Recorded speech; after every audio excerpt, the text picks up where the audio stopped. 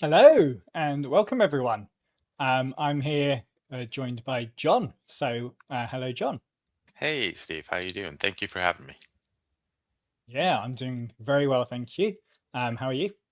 Doing great. It's a nice sunny day today. I'm sure it's midnight or dark in London right now, right? It's still light here. We're lucky in the summer. It's very light for a very long time. Finally had some rain today, which is nice as we've been in a bit of a drought. So Awesome. always good. Really excited to have you on today. I think this is going to be a really interesting topic, at least one I'm very interested in. I know you've been uh, doing lots of work with Microsoft and also Databricks, so maybe Yep. just give it an intro and tell us about yourself. Awesome. My name's John Miner. I work for a company called Insight, and I started off in Databricks when it first came to Azure back in 2018/2019. They used to have these Databricks in a day, and the product has changed a lot. And today I'm going to be focusing on Lakebase and the warehouse, the SQL warehouse, and how to build models with DBT. Awesome. Sounds like a very interesting topic, I think, as well. Going to be a nice sort of intro for people as well, those a bit less familiar with it, as you were saying. Awesome. Do you want me to get started? Yeah, let's dive straight into it. Awesome. You see my screen right now? I think I just see a presenter view. If you can bring up the slides, and then we Yep. can So get present, going. and I want to do, I'm showing the screens, right? Okay, perfect. So I'm going to go through a couple tabs I have open, and then we're going to do some slide work and we're going to do some demo work. Okay. So the first one I want to talk about is my YouTube channel. Glad that I'm presenting for yours. What I'm going to be doing, I did some actual videos for Data Popcorn earlier this year on DBT. So if you're curious about how to use DBT with a SQL database, please look at these videos. I also run the user group in Rhode Island, so any post here will be here eventually. I'm behind. I got the first 3 months of this year, but I traveled 6 months in a row. And so I am behind on actually publishing. So stay tuned to that. I write for two national blogs. One is SQL Server Central. Thank you, Steve Jones. And if you look up SQL Server Central, John Mina DBT, you'll see a bunch of articles there. This one with the ephemeral model is SQL database, but if you look at the one with DBT models, it's definitely the Databricks engine. Okay, so I'm going to close that one. Last but not least, and then we'll get into it. I write for another org. These are older. MS SQL Tips. Jeremy is the editor there. And if you just look at me, you can see there's three people here. John Miner. Ronald Steve used to work for my company, and I got him introduced here, as well as Ryan Kennedy. He works for Databricks right now. So let's go into the two things we're going to talk about, and then I'll do some slide work. Okay. So we're going to talk about Lakebase. What is Lakebase? Lakebase, and I'm jumping into it, is a new compute, okay? And basically it's Postgres, okay? So we can see it's Postgres, and we can click the edit. And I just did this a minute ago because I don't want it to time out. Like, hey, I'm not looking at Postgres. We don't want it to time out. But we can also scale it up, right? We can say how many cores I want, how much RAM, how fast it's going to go, okay? So right now we have 8 to 12, 16 cores. After 30 minutes, it's just going to go dock, which is awesome. So this is serverless. It's a separation of compute and storage, okay? The warehouse is like t-shirt sized, right? This is an extra small, okay, and it's running also, okay. So let's do some cleanup. And like I said, I've talked about Fabric, I talk about Databricks, but today we're talking about Databricks. And what we want to do is we'll do some cleanup. The first thing we're going to do is talk about Lakebase. This is a VM, and this VM is using PGM or PG Admin 4, which is the tool that you use with Postgres to manage databases. And we have two databases here, one called the library schema, and this is a toy database. This is used for the demo. We're going to use it for the first three demos. And then Chinook database. This is a open source one. I wanted something better than the Java Coffee House, which they have out of DBT. Okay, and that was a toy one. This one is based upon the SQLite version of Chinook. It has about 20 or 30,000 records, so it's pretty decent in size. Okay, so if we look at the library, One of the cool things I like about Postgres is there's a thing called drop schema. And if we just want to get rid of everything in the schema, it's really hard in SQL. We have to go through and find all the tables and all objects, delete them, and then finally drop the schema. If we go this in here, boom, it just automatically gets rid of it. And if I always forget where to refresh, but if we hit refresh and we go back to schemas, okay, there's no schema here. It's not showing any custom schema. So awesome. So we're clean there. Let's go into the second place I want to do some cleanup, and then we'll build these out, right? So I'm also going to go into my catalog, okay? Catalog is central, and I love Unity Catalog, okay, compared to other vendors, because everything's one-stop shopping. It has security. It automatically tells you, who logged in, what failed, what's the queries running, and we can see we have something similar, okay? We got a staging area. Snapshots are slowly changing dimensions too. We got some raw data, and we got a mod. So we're going to clean that up. How can we do that? Well, if we go in queries, and if hopefully I picked the right one, and again, this was 19 hours ago, I was playing around with this to make sure. Okay, this is one. So we can pick my catalog, okay?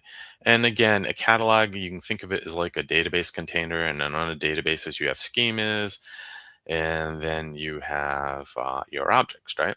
And what I want to do is we can see we have something similar. I could just get rows. So if I'm curious before I go there, I could say, hey, what's an aurora? Row counts from the final model, right?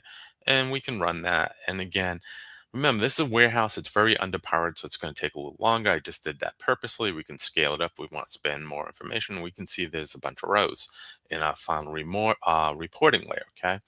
But again, I want to clean it up. And same thing, you can do a cascade. Awesome. In here. So this is something that, like SQL Server, you don't have this feature, but in Databricks you do, which is awesome. So we got rid of it. Okay. So let's do some slide work. I'm going to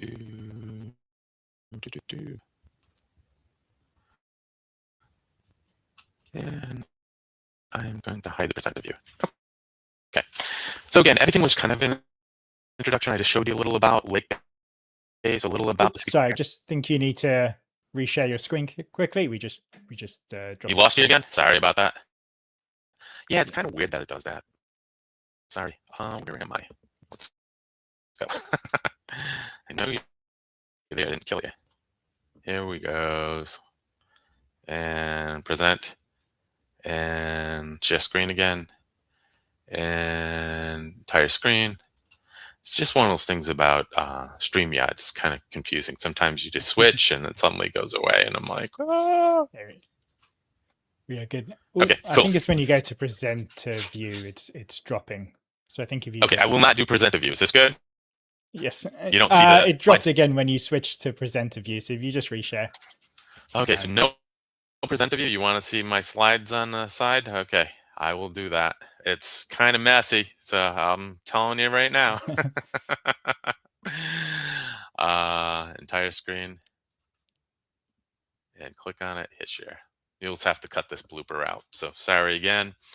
And there we go. So can you see that? Excellent. And don't hit present to Yep. view, you're telling me. Okay, so I will just move this over here. Don't look at the ones on the right. Look at this as the main content. So I'm going to talk about the introduction to the data build tool, DBT for Azure Databricks. Okay, my name's John Meyer. I work with a company called Insight. I've been there for almost 9 years. And that's a long time, almost a decade. And I've been an MVP for 11, hopefully number 12. I worked for Microsoft and many different consulting companies over my career, as well as a bank or two and some manufacturing. So with that said, let's talk about what we're going to talk about today. So let's go down to the next slide. Okay, agenda.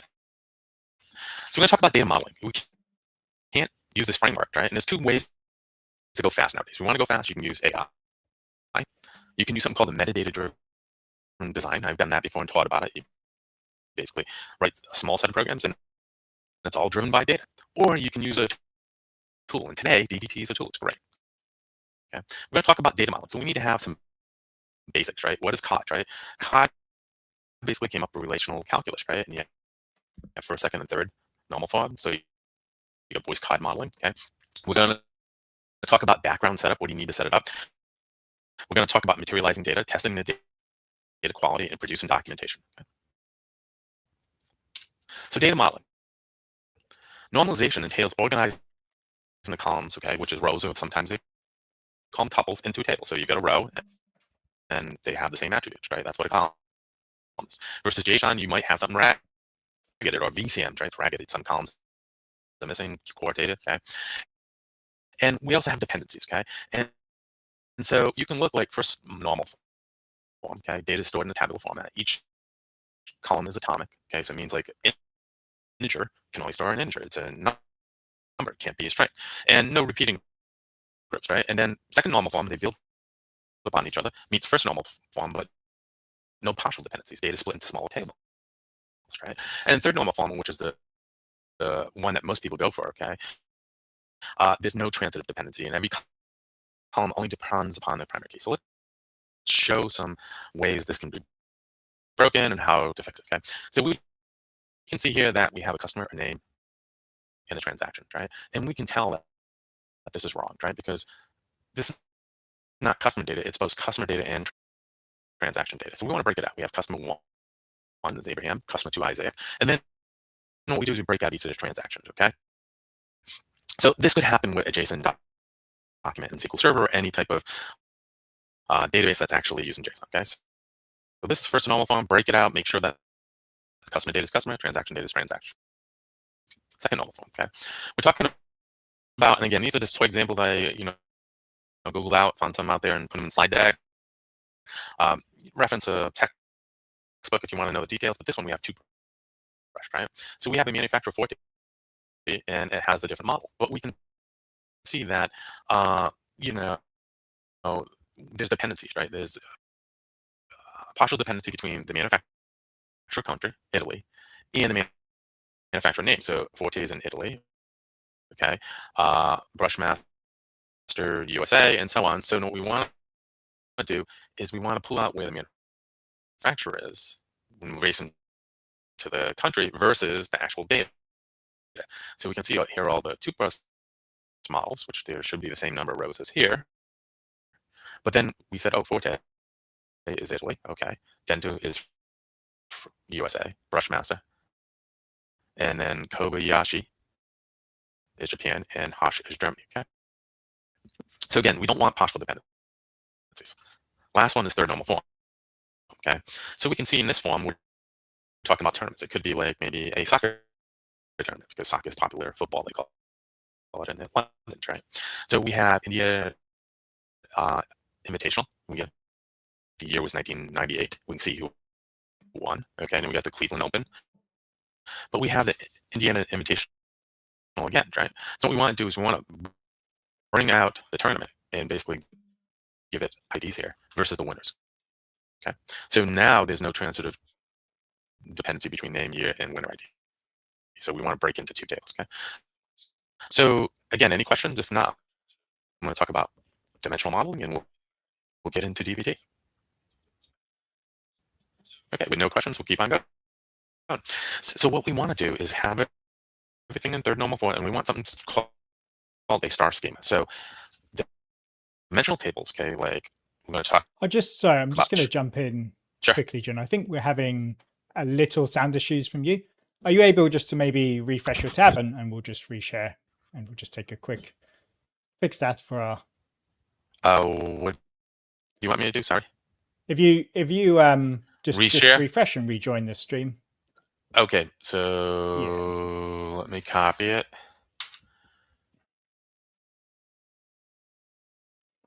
Right, and if you're watching, yeah, John's just fixing his audio.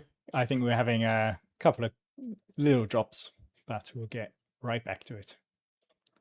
Sorry, it must be the distance between the pond. We haven't had too many things. You hear me good now, or what? Yes, yeah, you're much better now. Awesome. I apologize. I will. No it's a shame because it is a good topic, and I really hate to present myself or restate stuff again, but I will go quickly over it so you can do a synopsis if there's some technical difficulties you got first, second, and third normal forms, okay? First one is basically you don't want to have two data types, okay? So that's non-repeating groups or arrays. So I had a customer that at one point every year they copied the table. That's just crazy, right? Just put a year column in, right? And second normal form, we don't want partial dependencies. And third form, we don't want transitive dependencies, okay? So once you go through the normal forms, you want to create something called a star schema. Why star schema is really good is because the fact table is related to the dimensions, okay? Using surrogate keys, and the keys are integers, and it goes really fast, okay? Dimension tables, it gives you quality or descriptions of what is going on with the fact table. So for instance, I got customer, maybe it's a customer address, maybe it's buying tendencies, whatever, right? And then invoiced, right? Invoice would be a fact table because you could say how many times they had invoices, what's the total number of invoices, and so on, right? So using a star schema aggregates your data and gets it ready, okay, for basically doing reporting, okay? So that's what we ultimately want, okay, in a model as a star schema, okay? Background. What is DBT? It's an open source tool that helps engineers transform existing data in their warehouses. So did I say load? No, it doesn't do any load. However, there's always exceptions to the rule, and we'll talk about seeding, okay? What do we need to do? There's two frameworks. The one I'm going to talk to you about is the one that's probably the most used. They recently came up with something called DBT Fusion. DBT Fusion is written in Rust. Rust is a relative of C, so it's quicker, it's compiled versus Python's interpretive, okay? We're going to talk about SQL scripts. So, hey, I've been doing SQL since 1987, okay? I know SQL. That is awesome. And guess what? We need to learn a little about YAML files, okay? Why is it popular and why is it really powerful? The powerful is, guess what? I enter a new ODBC connector, a new adapter, and suddenly I can change database management system. So I can do the same model between two of them, okay? So setup, what do we need to do? We need to install SSMS, well, for SQL Server. For this one, we're actually using Postgres, so I have pgadmin, okay? We also need Visual Studio Code, the Python language 3.7 or above, less than 3.12 and change because then they switched over to Rust and they're not maintaining newer versions. How do you get it? You pip install it. You pip install the adapter and you install the local adapter. And first we're going to learn about Lakebase, okay? So I'm going to start actually doing some examples. So here's our project right here, but we need to use VS Code, right? And with my company, they only give me an admin prompt to do stuff. So I get the admin prompt, but this is going to be logged. And if I set up right, we get the library. Okay. So the very first thing I want to talk to you about is a profile. What is a profile? A profile is basically information about, hey, the adapter, where's the host, what, what's the database name, what's the schema, what's the user account that I'm going to do, and what's the password going to require SSL and the number of threads. Okay. How do we test this? Okay. Well, one of the things we want to do is at the command prompt, we just type DBT, and guess what? It's going to tell us everything about DBT. It's basically a command line tool. And of course, something's running really slowly on my computer. So there you go. Finally stopped. And my first command is DBT debug. What does that do? You can tell it, you can have multiple profiles, right? Inside the profile YAML file. I don't care. I'm just going to hit debug. I'm going to say, hey, go against my lake base. Okay. We can see that it found lake base. Now, what I did is I put the actual password in the YAML file. This profile file happens to be in this subdirectory of the project. That's a no-no. You should be putting your profiles in your user directory, okay? That's the connection information. But again, this is a demo, and I'll be changing the password after this class, so don't try hacking me. But anyways, so we got the user, we got the library. What's data? Well, data is the root, okay? And then we can tell it under root what to do, okay? Project YAML file. Project YAML file tells you how to set up everything. So this is a library, okay? And this is the profile. This is the connection. How we're going to connect is using the library. It's going to show you different paths, like we can have a log file. And a log file is, I'm going to delete this one, okay? This log file tells you what it does, and the compile file under target tells you how it created stuff, okay? So what we're going to do is if we clean, it's going to say, hey, get rid of packages in target, and you have to redo the dependencies. We'll talk about that. Why is this quote columns? Quote columns true because remember, Postgres is case sensitive. It likes lowercase. When it's mixed case, then you have problems, okay? So quote them true. Snapshots. Ooh, look at this. See the schema? It's going to append it to the data, right? Remember, again, go back to profiles. Data schema is really important. It takes that and appends to whatever you put here. Now, if you didn't put anything there, everything will end up in data, which is kind of junky, right? You want to break it by schemas, so we want to do schemas. And we have stage and we have mark, okay? We'll probably not even use those, okay? So what's our first thing? How do you seed data, right? Remember I said that it doesn't do transformations, but for testing, we want to do seeding. You just need a CSV file, okay? So if I go ahead, I'm going to show you the next command, right? It's called dbt seed. So if we type dbt seed and we do select, right? And we type books 01, we could do CSV or just book 01, okay? And it's going to run it. While that's running, and it'll eventually connect to it,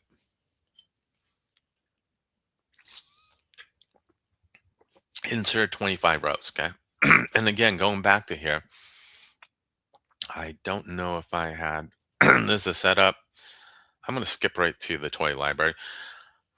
There's 25 rows for books, loans, and members, okay? So basically, members take loans on books. A very simple diagram, very simple model, okay?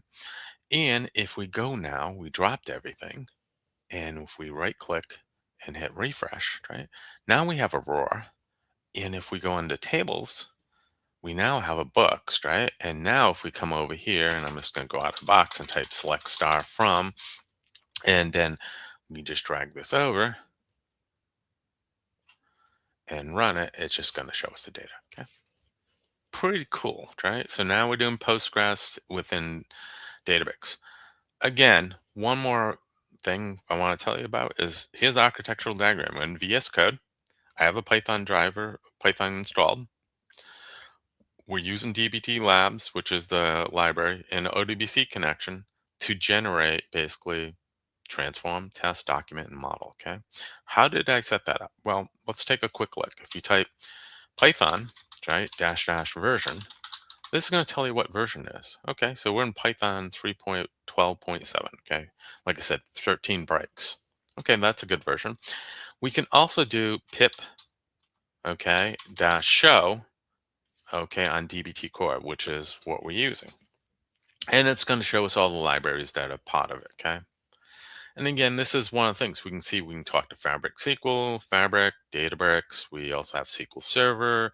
We have Postgres. We have Sparks. We have a bunch of different drivers we can use here. Last but not least is ODBC. Now, I wrote a Python program. We can also just type ODBC. I'll do it the quick way. We go here. And now if we go to drivers, we can see we have the Postgres 64 ANSI driver, and that's what we're using, okay?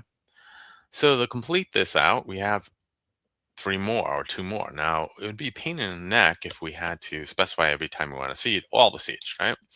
So now what we can do is just type dbt seed, and we don't have to specify anything. It's smart enough to know, hey, I want to run everything. In fact, it's going to rerun books, okay? So it's going to clear it out and recreate the table. Okay, cool. So that's the end of the first lesson. Let's go and change folders. And again, this is how you do it in VS Code. I'm going to show you the second one, okay? And the second one, we're going to get a little more complicated, okay? So we want to clean up again after ourselves, because now if we hit refresh over here, we're going to see there's 3 tables now. And there you go, loans, books, and if you select each one, you're going to get 25, okay? So no, what I want to do is at this point is I'm going to tear everything down. And the cool thing about DBT is tearing stuff down and rebuilding it is easy, right? Interesting thing is I would be worried about if it's production, right? Production, rebuilding everything might take a long time, right? So not something to do lightly. But if it's just tests like we're doing, easy enough to do. Okay. So we talked about the architectural diagram. I showed you that Python was installed, ODBC was installed, and the package dbt pip install was used, right? let's go on to seeding data. We talked about seeding data. We talked about the DBT profile. Okay, that's how you connect. Projects, how everything's laid out. You can test an Azure SQL database connection. We also tested Postgres. I didn't update this deck fully. Apologize. We can seed one or all tables. We can tear the database down, okay? Interesting, Lakebase does support two things, and use the link here. I'll be publishing this on my GitHub, and you're more than welcome. Okay, two authentications. One is OAuth. Problem with OAuth is it times out in 1 hour. So if I'm doing stuff like running this in like a job or interactively, I don't want to time out. Second is username and password. That's what I'm using, basic authentication, okay? Going back to what we talked about, modeling is really important, as was data quality, okay? So there's several things we can model with. We can create a table. We can create a view. We can create an incremental view. So incremental, I meant incremental table. And the incremental table says, hey, by the way, I want to just add a little data to it. And how do you do it? With a where clause, right? Ephemeral. What is ephemeral? It's the Greek word, right? It's an air ephemeral, right? So it's not, it's a placeholder. Okay. So I can write some code, say like select a bunch of values and say it's a date record, and I'm going to make a date table out of one row. I might get back to filling that in the future, but at least I could have that one row to use in my model, left join to it. And guess what? I wouldn't drop anything. I'd just have some blank data. And then I can go back and load it. Okay. So that's one use of ephemeral. Another use is you can use something called the jingle language. We're going to talk about that in a minute. And that's where you get really complicated. Like I can run a SQL command, any command I want, like drop database or given the right rights or create, schema, right? Materialize views. It depends on the target. Okay, as well as snapshots. So snapshots are supported, slowly changing dimensions type 2. Okay, so we're going to talk about each of these, okay, in this project now. So again, very first thing we want to do is dbt debug, okay, and we're going to test the connectivity. Now we can see, let's minimize all these. There's Mart here, there's stage, we'll get to that. We have seeds. We have an extra one called date01, and we can see there's a bunch of dates in here, okay? So I'm going to go for broke, and we're going to go a little faster because I want to show you a ton of stuff, but never enough time to do it. And I'm going to hit seed.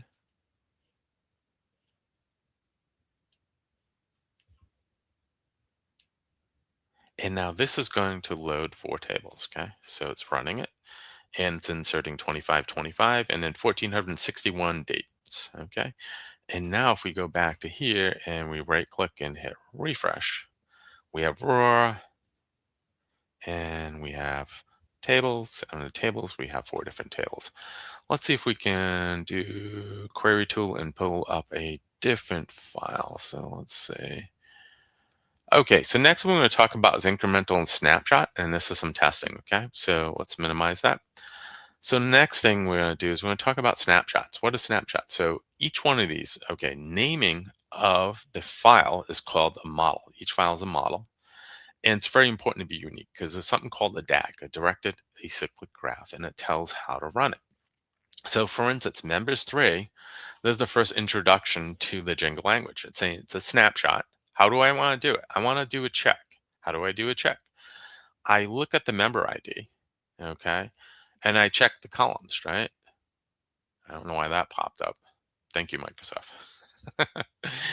And I want to say member ID is the column that's unique. And if the name, email, or join date or status changed, then, do a snapshot of it, okay? And a snapshot is a slowly changing dimension type 2, okay? So now we've seen the Django language. We see how it works, right? There's interesting here. There's a double quote here. Why is the double quote? It's needed just for Postgres because guess what? It's naming, right? It's mixed case. Postgres is lowercase, okay? It's not going to support it. So again, we could do dbt, snapshot, okay? And then pick, say, members 3. I'll do that. But we could also say snapshot and run them all. And it's great because if we had 50 snapshots, we don't want to go ahead and do it.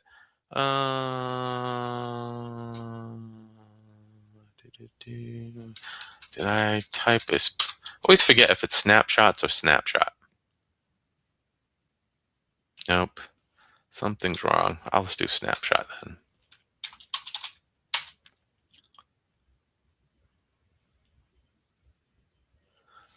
dbt-h, hang on.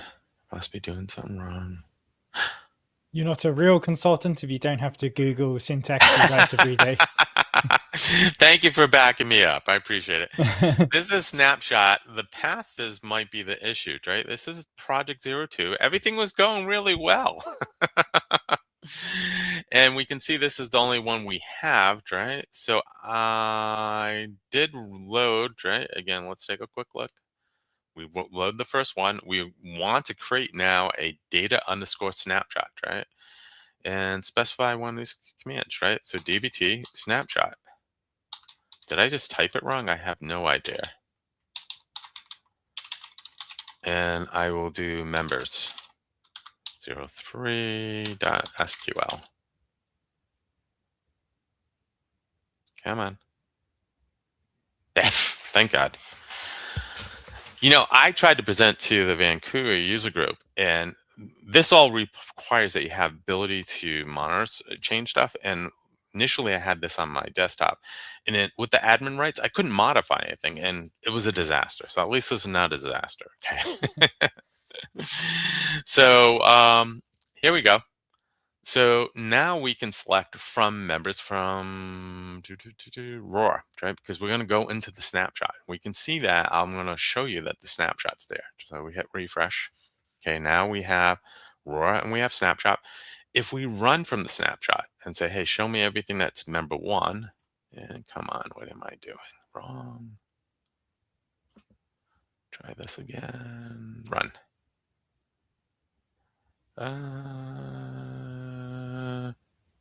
This is lake based, right? Again, I want to make sure service account library one. Select star from data snapshot. I don't know why it's complaining. I ran this before.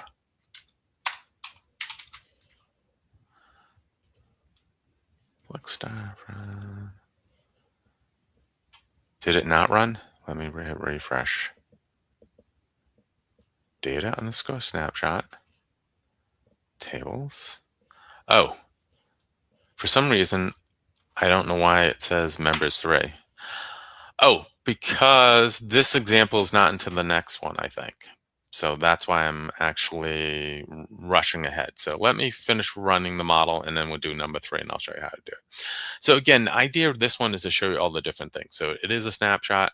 Let's just take a look at the data. And again, I apologize. There's a lot of examples going on here. So if we just drag this over and just go to the bottom and just run it, I'll show you what it looks like, and then we'll get into it. So if we go run here and do select star from. Okay, so what you're going to do is you're going to get a surrogate key, which is here. You're also going to get updated, valid from, and valid to. So anything, this is called end dating. Okay, and the first time I saw this was in PeopleSoft. Slowly changing dimensions type 2. Anything with null is the most recent version. Okay, cool. So let's finish up the model, and then we'll go on to testing the next one. So if we go here, we're talking about not the data test yet. So getting a little confused.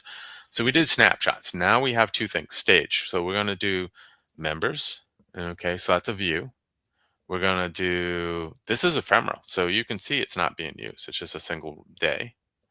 Okay, materialize. This is incremental. So it's saying, hey, if it's anything new, grab it. And then books, right? This is books, and this will be a table. Row count. Hey, it's a materialized view. Now it's supported here. And then in marked. Let's change something. This is dates, right? We want to test ephemerals, right? So if we looked at date 02, this is incremental.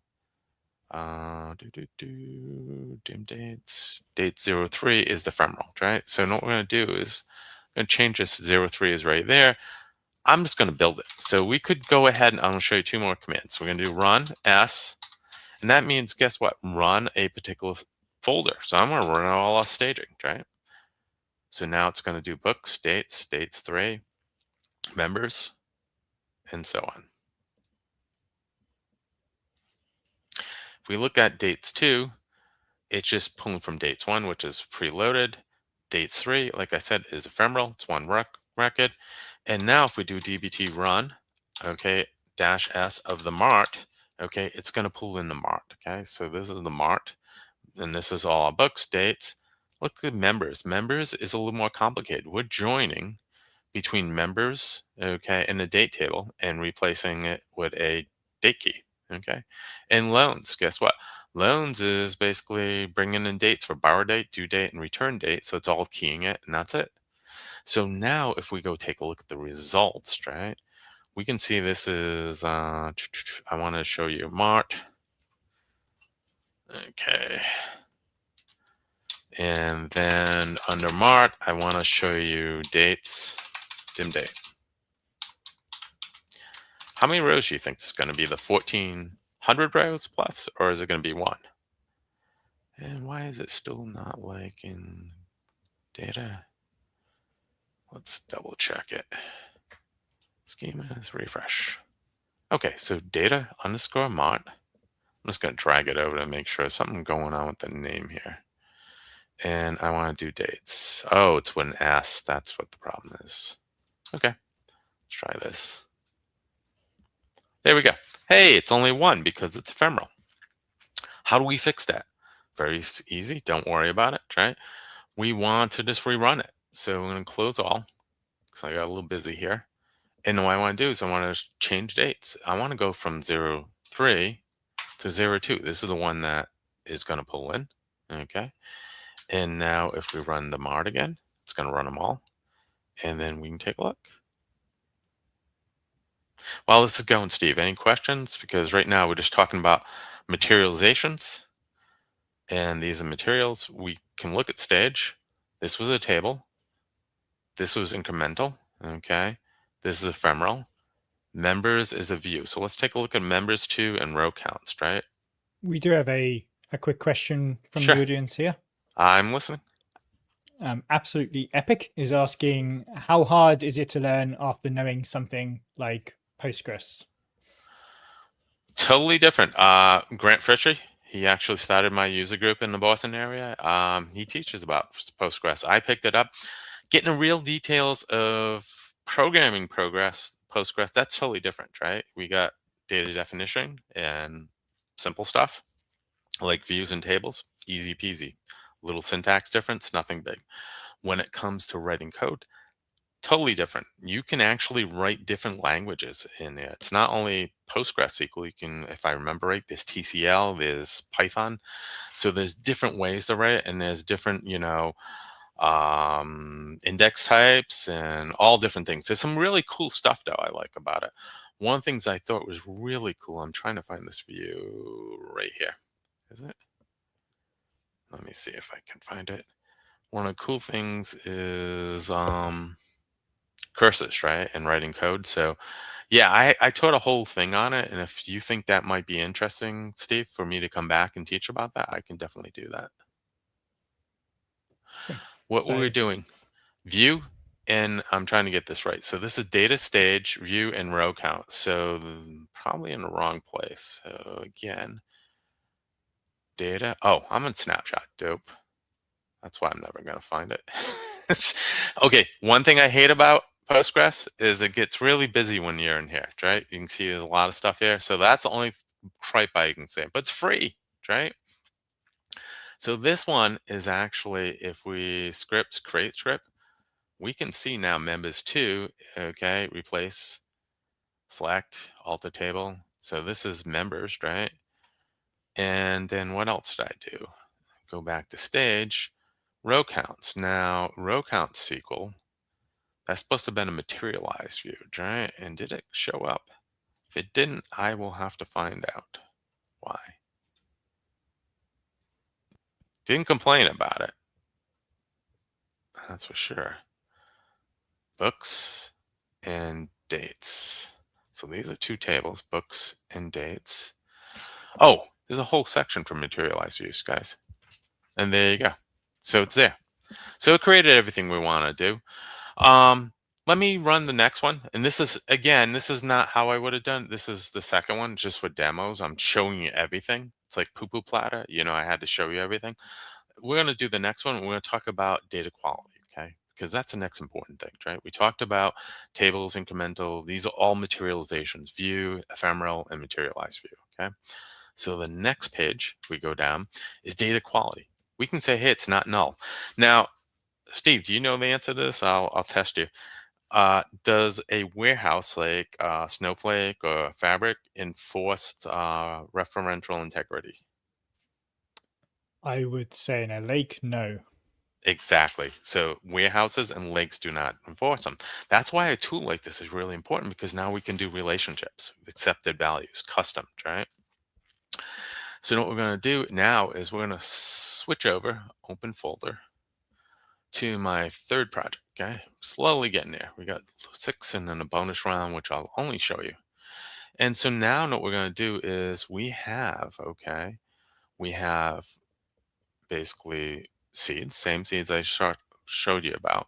Well, books, dates, and members are snapshotted, right? And loans is really going to be basically our staging, right? So we got snapshots there, right? We got seeds, we got stage. Loans is going to be our incremental, okay? And again, remember the double quotes because of the actual target.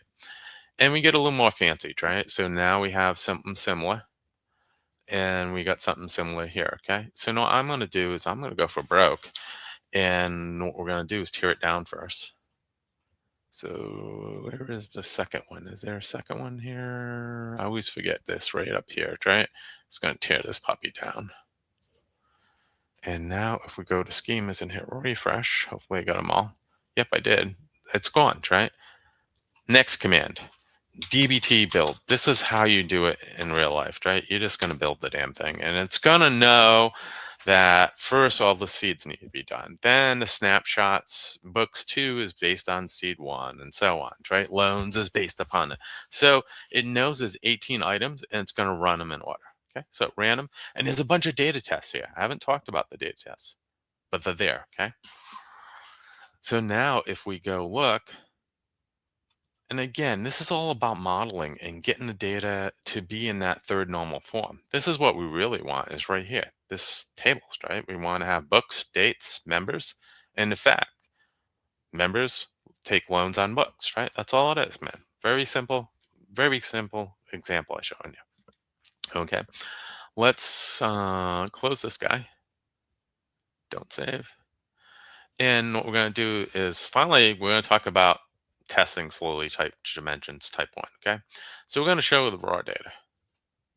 Okay, so this is Erica, and she's expired. I like Erica, and I told Erica, you should take out books. Books are good to read, right? She has 1 record, right? It's valid too, and it's a null, so it's the most active record. We're going to tell Erica, hey, guess what? You should join and become active. She says yes. I'm making her active now. I look here, and guess what? It's not active. Why hasn't a new dimension or a new row for the slowly changing dimension be inserted? And that's a question to anyone to answer if anyone has it.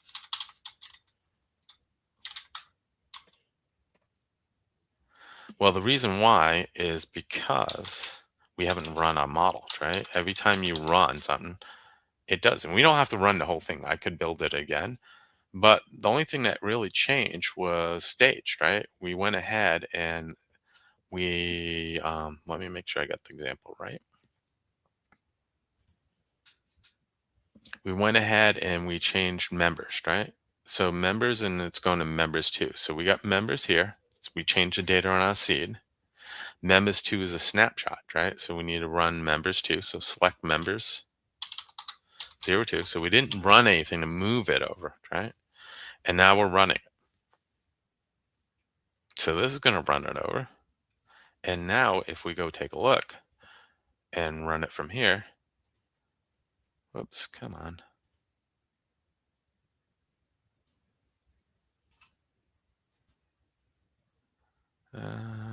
Members 1, execute. So we made her active, snapshot. Oh, I'm being stupid too, right? Did I not run it? I did.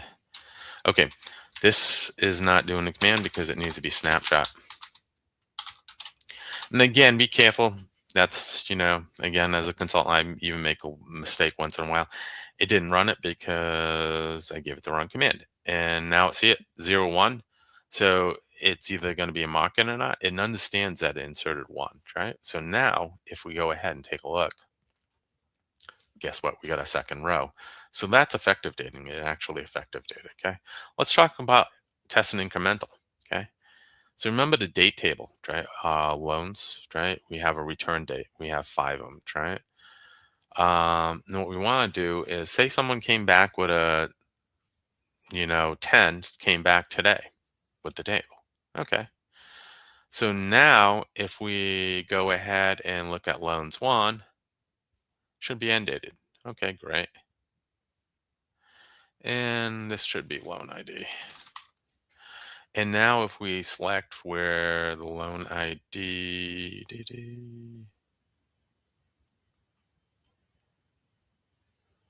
is 11, and guess what?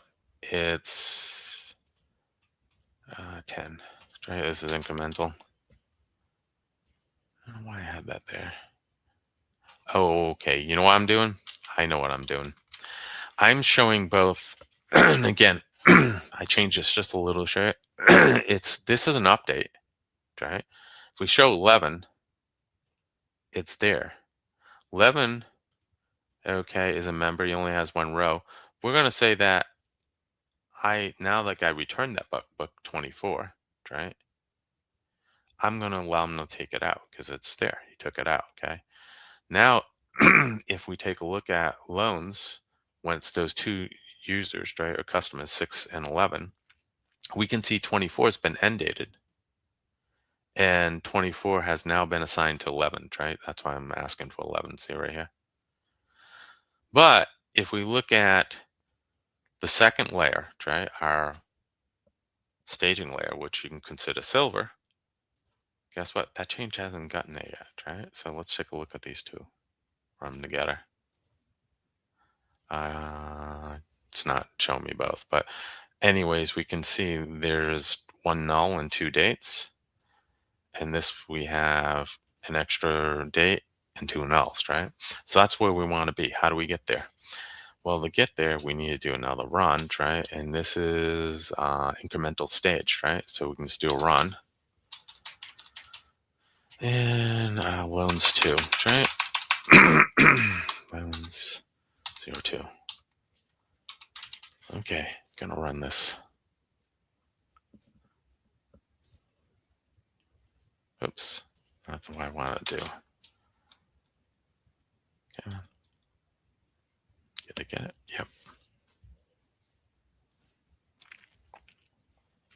So now, see, emerge and it's 26.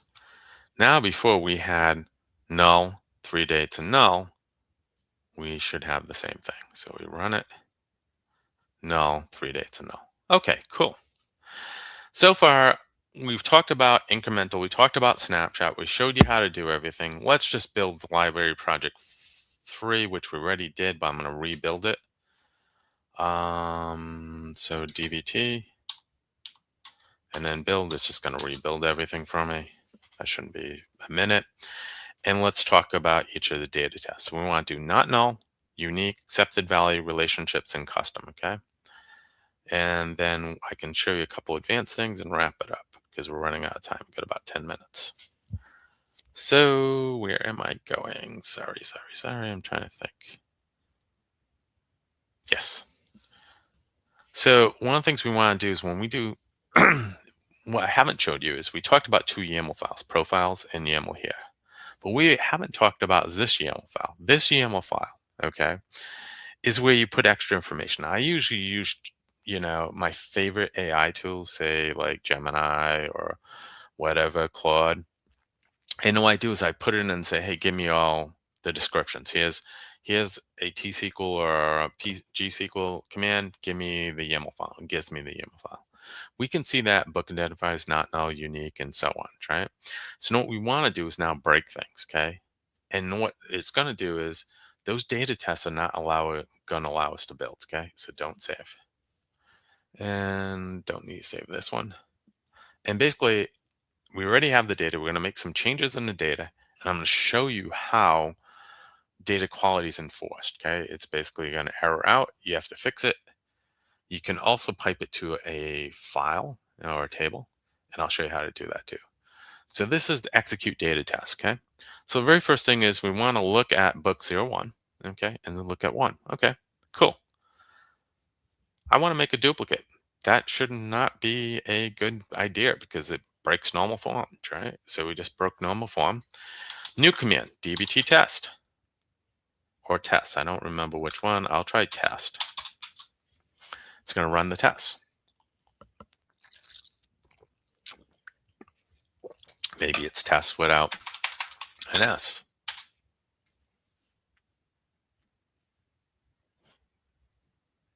There we go. Notice that it's running 4 concurrent threads. Oops, it failed. So here's all our values. We have a custom test overdue 30 books days. We have loans to book relationship tests, but we just broke, okay, the unique test. Okay, let's keep on breaking tests and I'll show you how they're done. Next one, and again, look into the YAML files for the details. This one, no matching row. So if we look at null, if it's a unique key, guess what? Not I primary key, we can put a null value in, right? So now we have a null. And let's see if it breaks the null value test, right? And it should.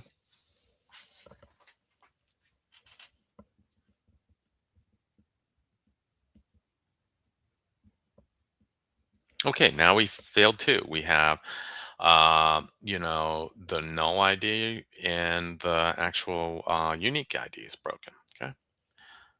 Accepted values. Well, if we look at books, right, there's tech, but health is not a valid one. So we're going to set those 2 rows to health. And now we're going to run.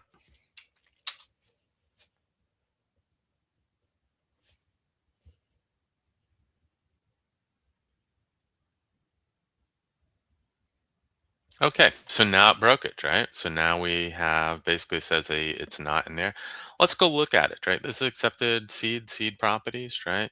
And this one's book. So let's take a look at the seed properties and let's find books. So books, I'm going to show you one. This is a data test, okay? And there is a module called Great Expectations in Python, but there's also a DBT expectations that's based on it. You can do a lot of advanced things like count of rows, value exists in this one, so on. This one is just a regular data test built into the basic tool and it says, hey, guess what? It has to be in this enum. It has to be biography, fiction, history, science fiction, or tech. It broke it, right? Let's do the next test, right? So if we go into here, referential. Well, we're going to say, hey, select from loans. Now I did 25, so that means loan ID 1, book ID 1 are matched, okay? So now what I'm going to do is I'm going to select from here limit 5, which we already did. I'm just going to update this to 99. That's wrong. Totally wrong, right? And now, if I run this, now if anyone can tell me this, please write to me. I haven't got a chance to reach out to the DBT. It's kind of like one of those things that wasn't really that important. Because, usually you don't do testing on the seeds, but this is the value, okay? And we can see that not only do we have that, but we have not know, okay? And so it's now doing a custom test. There's a custom test down here, and it's failing this one, saying, hey, if you do not find, select me distinct values of book ID, and you have to use this coalesce, because if you don't use the coalesce, it comes back with a null. You want to give it a -1 because there's no matching. And then look it up. Guess what? It didn't find anything, right? So that's why it's failing. But the test that we have in the seed properties right here, and if we go down to, this was loans, right? So loans, and you can look at the data test, relationships, arguments, reference, so on. That's correct. Still doesn't like it, okay, for some reason. I will show you, though, that it works in the Mart. So if we go back to the Mart and go to Mart YAML, we can see the relationship there. Let's break that relationship. So if we go back to the Mart and we say set the Mart here, okay, now we're going to get 2 breakage. We're going to get the custom test to break, and we're going to get the basic test, which is part of YAML tests to break, okay? So that's your data test and your custom test. Okay. So now we can see unique relationship. See, it broke this one. And it also broke the last one. Last test I'm going to show you is something called exporting these days. So now our model failed. Someone reports, hey, it didn't compile this morning. There's some errors. We need to go fix it. How do we put it into a table for someone to look at, right? Good question, right? Let's close all these. And let's clear this. We can see that we have a test called overdue books, right? And I got 365. I'm going to change this to 30 days because I know there's books that are overdue, right? So I'm going to do file, save. Okay. Going to do dbt test. I'm going to select it. Now, there is a thing called store failures. Store failures is automatically going to create a schema and a table, and it's going to fill it with the values. Okay.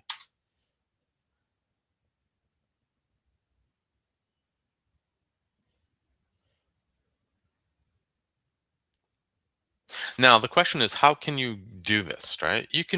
How do you automate this? Okay. And that's the last thing after I show you this, and then we'll wrap it up. Okay. So let's take a look at this. So custom tasks, we already did this one. We can run this, right? And you can see that we have 8 rows. If we select from library data dbt test, it's an audit of the overdue books, right? We can see, guess what, those same 8 rows. So you could run this and then store it into this schema and tell someone to go fix that data upstream and then rerun your model. Okay. How do we fix this? Say I want to get a clean thing. We just do dbt and then build again because it's going to rebuild everything, take all those data changes we had and fix it. Let's get back to wrapping this up. Okay. So last example, documentation, right? And then wrapping it up. So dbt docs generate and then dbt docs serve. So let's take a look at that. So this is running and then we'll do documentation. And then I'm going to show you quickly how to schedule this. Failure 8. Which one is it? Test. Oh, why is this failing? Dope. I didn't put it back, right? So again, this is a guide rail. So save it. And everything else worked. So just run it one more time and then we'll do the docs. And then last but not least, recap. We got it so that now we have a framework that will create our ROAR. And again, mostly it's not using seeds. Most of the time you use something like, Azure Data Factory bring in. You use like a copy command. You upload stuff. You just get it into the raw table as a data table. And then from there, you migrate it. Now, if you look at my VM, I have Fivetran. It's one of my favorite tools, right? Easy peasy. You set it up, say, hey, replicate it, replicates, okay? I just recompiled it, right? Now, what we're going to do is we're going to do documentation. So if we do generate, come on. That's going to generate the documentation.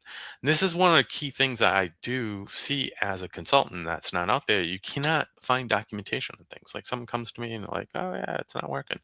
And then we paste it, right? Serve. And what this is going to do, it's going to bring up an HTML document, okay? And this is awesome. This is like, all that YAML stuff, you put in the names, you put in the description, it automatically has the data type. That's where the gold is. And so now we can see, here's our mod. And we can look here, we can say, oh yeah, there's a data test. It's a foreign key relationship. Remember, most data tests were on seeds, right? This is unique, not null. This is book genre, so accepted values, right? So here's your basically data dictionary, okay? How do we productionalize? This is the last thing and we'll wrap up. Couple ways. You can use a service. DBT has a service. You can run these in a model. Fabric just came out one. It's okay. I'm hoping that they'll take some of my suggestions, like, when you do the dash S, just show all the models in a kind of branch. You click it and runs a bunch for you. Okay. But I'm going to show you real quickly how to automate it in Azure. Okay. So now what we're going to do is we're going to run something custom, right? So I'm going to file, open folder, and example 6, okay, is just basically going to run the Chinook database. It's pretty complicated. I'm not going to go over it. Into, okay, the Chinook is this guy, okay, into the warehouse, okay. I'm going to run it manually and I'm going to show you how to automate. So to run it manually, dbt and build. Simple as that. And what we can do is, hopefully we didn't break anything yet. we go into our query, and this is it right here, right? So if we hit refresh, it's going to build out all the model here, okay? Now, how do we automate it in Azure, okay? Well, I'm going to go to resource groups, right? And I'm going to find my DBT resource group. And in my DBT resource group, we can see that there's a container registry. I already created containers for this. And if we go into the repositories, we can see we have a Chinook for SQL database and we have a Chinook for the Databricks warehouse, okay? Okay, cool. So now I have the images, a Docker image, and what I've done is I instantiated it, right? So now this is instantiated, but it's not running, right? Mainly right now, I'm running it. So if we run here, and again, it's just creating the first one, so it's probably going to take a long time. I'll let this run, and what we're going to do is we're going to do the Azure SQL database one because I know that I gave it a little more power maybe, and then we'll wrap it up. We're done. So let's do SSMS. Didn't get a chance to make a container for the Postgres, so on my to-do list, maybe check out my YouTube channel, and it'll be there. So let's connect, and we'll run this one. And whilst that's loading up, we have another learning-based question. Yep. Asking how long it would take to learn DBT from scratch. Took me about a month, if that. I had SQL already as a background, like most people, and I already knew Python. So it was just some of the more advanced stuff, like ephemeral models and the Jenga language, are a little harder to do, but they're there. I'm just gonna go right to, not gonna run it. I'm just gonna show you that access activity log, or maybe the containers, and show you. See right here. I did this last night. See, it pulled the image and it started a container and then it finished. Okay, and it terminated. So this definitely does work. I'll be doing it on my YouTube channel. But like I said, it's there. So today we talked about, I'm going to wrap it up. And yeah, check out my YouTube channel. I've been doing this about a year. It took me about a month to get up to full speed, part-time, because I wasn't doing a project. Today we talked about the project. Okay, that's how you lay out your thing. And guess what?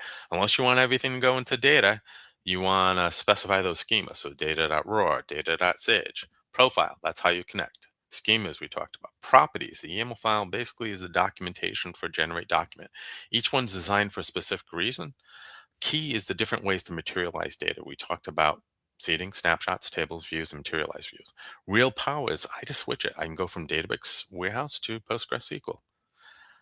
Guess what? There's some macros in here. I didn't show you those. We didn't get to it. But for instance, one thing I noticed is that if you go to Databricks and use the double quotes, it does not like that. Remember, SQL for escaping something's a backtick. And so it took the album, which had 347 rows, and it suddenly made 240,000. Okay. It just blew it up. Right. So be really careful. Documentation. A lot of times I go to places, there's no documentation. So use Claude Opus or whatever tool you like.